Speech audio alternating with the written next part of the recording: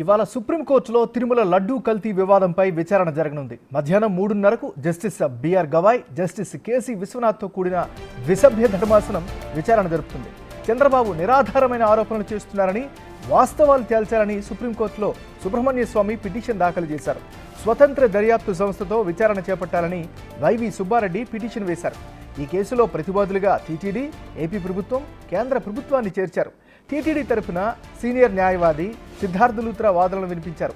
AP ప్రభుత్వం తరపున ముకుల్ రోహత్కి, కేంద్ర ప్రభుత్వం తరపున సొలిసిటర్ జనరల్ తుషార్ మెహతా వాదనలు వినిపించారు.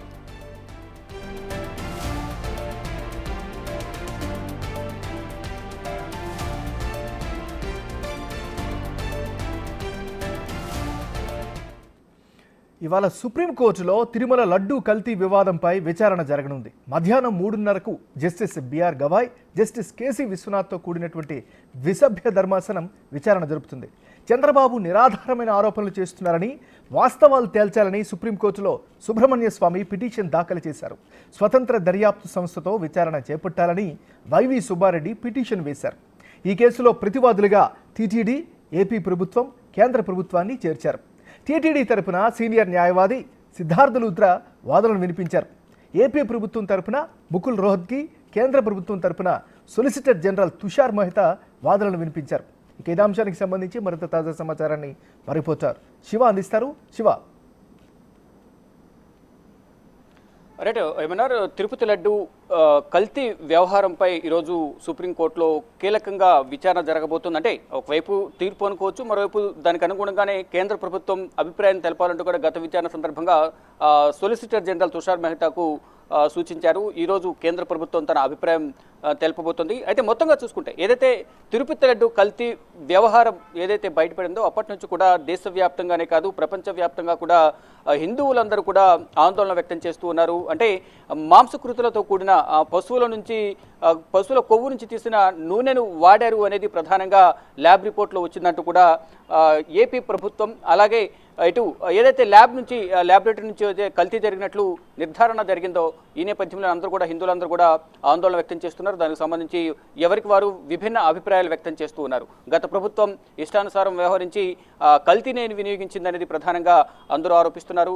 దానికి సంబంధించి బాధ్యులైన వారందరినీ కూడా కఠినంగా శిక్షించాలంటూ కూడా ఇటు టీడీపీ కానీ ఇతర పార్టీకి సంబంధించిన నేతలు గత ప్రభుత్వ హయాంలో టీటీడీ ఈవో, అలాగే చైర్మన్లుగా ఉన్న వైవి సుబ్బారెడ్డి కానీ కరుణాకర్ రెడ్డిని వీరందరినీ కూడా కఠినంగా శిక్షించాలనేది ప్రధానంగా ఒక డిమాండ్ అయితే వినిపిస్తుంది. కానీ మరోవైపు ఇటు వైసీపీ తరపున వైసీపీకి మద్దతుగా మరోవైపు వైసీపీ నుంచి 2 పిటిషన్లు, ఒకటి సుబ్రహ్మణ్య స్వామి బీజేపీ మాజీ ఎంపీ, మరోవైపు మాజీ టీటీడీ చైర్మన్ సుబ్బారెడ్డి ఇద్దరు కూడా పిటిషన్లు దాఖలు చేశారు. సుబ్రహ్మణ్య స్వామి చంద్రబాబు నిరాధారమైన ఆరోపణలు చేస్తున్నారు, దీనికి సంబంధించి ఎక్కడా కూడా స్పష్టమైన ఆధారాలు లేవు, కేవలం రాజకీయ కక్షతోనే ఇటువంటి ఆరోపణలు చేస్తున్నారనేది సుబ్రహ్మణ్య స్వామి చంద్రబాబును ఉద్దేశించి సుప్రీంకోర్టులో పిటిషన్ దాఖలు చేశారు. దీంట్లో నిజానిజాలు బయటపెట్టాలి, హిందువుల మనోభావాలను కాపాడే విధంగా కూడా సుప్రీం ధర్మాసనం విచారణ చేపట్టాలంటూ కూడా సుబ్రహ్మణ్య స్వామి పిటిషన్ దాఖలు చేశారు. ఆ తర్వాత వైవి సుబ్బారెడ్డి, టీటీడీ మాజీ చైర్మన్ వైవి సుబ్బారెడ్డి తరపున పొన్నబాల సుధాకర్ రెడ్డి పిటిషన్ దాఖలు చేశారు. స్వతంత్ర దర్యాప్తు సంస్థ చేత విచారణ జరిపించాలంటూ వారు పిటిషన్ దాఖలు చేశారు. వారితో పాటు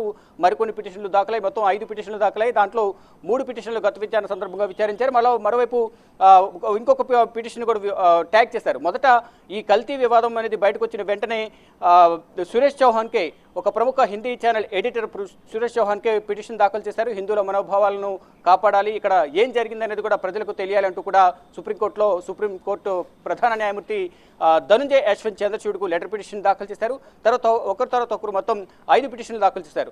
ఈ పిటిషన్లలో 4 పిటిషన్లు విచారణ జరుగుతున్నాయి. ఇక వాదనలు ప్రతివాదనలు అయిన తర్వాత గత విచారణ సందర్భంగా టీడీ తరపున సిద్ధార్థ లూత్రా వాదనలు వినిపించారు. ఏపీ ప్రభుత్వం తరపున సీనియర్ న్యాయవాది ముకుల్ రోహత్కి వాదనలు వినిపించారు. అయితే ఇరువురిని ఇటు సుప్రీం ధర్మాసనం ద్విసభ్య ధర్మాసనం justice BR Gavai, justice KV విశ్వనాథ్లతో కూడిన ద్విసభ్య ధర్మాసనం వారిని కొన్ని ప్రశ్నలు సంధించింది. అంటే ఎటువంటి ఆధారాలు ఉన్నాయి, ఏదైతే కల్తీ జరిగిందని చెప్తున్నారో ఆ కల్తీ జరిగిన నెయ్యినే మీరు వినియోగించారా లడ్డూలో అనేది సిద్ధార్థ లూత్రాను ప్రశ్నించారు.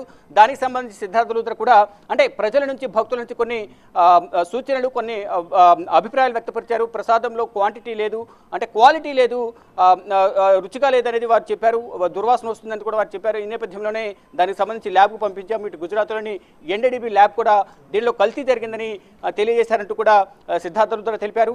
కానీ అంటే ఏదైతే కల్తీ జరిగిన నెయ్యినే వెనక్కి పంపించిన ఏవైతే 4 ట్యాంకర్లు ఉన్నాయో ఆ నెయ్యినే దీనిలో వినియోగించారా అనే దానికి స్పష్టమైన ఆధారాలు ఉన్నాయా అనే దానిపై కూడా సుప్రీం ధర్మాసనం అంటే కేవీ విశ్వనాథ్ కానీ ఇటు జస్టిస్ బిఆర్ గవాయ్ ఇద్దరు కూడా ఇటు సిద్ధార్థ లూథ్రా టీటీడీ తరపున వాదనలు వినిపిస్తున్న సిద్ధార్థ లూథ్రాని ప్రశ్నించారు. మరోవైపు దానికి సంబంధించి స్పష్టమైన ఆధారాలు లేవని చెప్తూనే మరోవైపు ఇటు సిద్ధార్థ లూథ్రాతో పాటు ఏపీ ప్రభుత్వం తరపున ముకుల్ రోహత్గి వాదనలు వినిపిస్తున్న నేపథ్యంలో ఒక ముఖ్యమంత్రి హోదాలో ఉన్న వ్యక్తి ఎటువంటి ఆధారాలు లేకుండా అంటే ఒకవైపు సిట్టు దర్యాప్తు సంస్థ చేత విచారణ జరిపించాల్సి ఉంటుంది. కానీ ఒకవైపు విచారణ జరుగుతుండగానే ప్రెస్ ముందుకు వచ్చి ఎందుకు మాట్లాడాల్సి వచ్చింది అనేది ప్రధానంగా సుప్రీం ధర్మాసనం ఇటు ముకుల్ రోహత్గిని కూడా ప్రశ్నించింది. ఇరువురి వాదనలు విన్న తర్వాత ఫైనల్గా కేంద్ర ప్రభుత్వం అభిప్రాయం అంటే ఇప్పటికే కొంతమంది ఇటు కాంగ్రెస్ కానీ వైసీపీ కానీ సిబిఐ చేత దర్యాప్తు చేపించాలనేది ప్రధానంగా కాంగ్రెస్ అలాగే వైసీపీ డిమాండ్ చేస్తున్నాయి.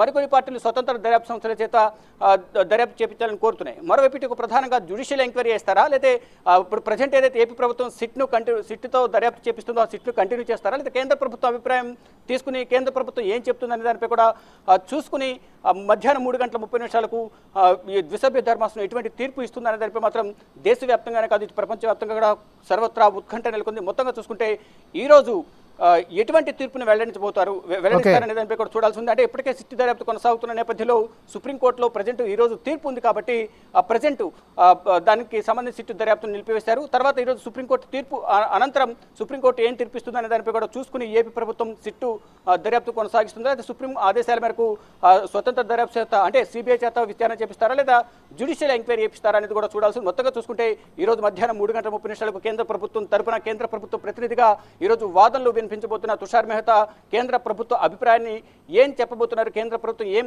నిర్ణయం తీసుకుందనే దానిపై తుషార్ మెహతా మధ్యాహ్నం కోర్టుకు విన్నవించబోతున్నారు. కోర్టుకు విన్నవించిన తర్వాత సుప్రీం ధర్మాసనం ఎటువంటి నిర్ణయం తీసుకుంటుంది అనే దానిపై మాత్రం సర్వత్రా ఉత్కంఠ కొనసాగుతోంది. Thank you Shiva.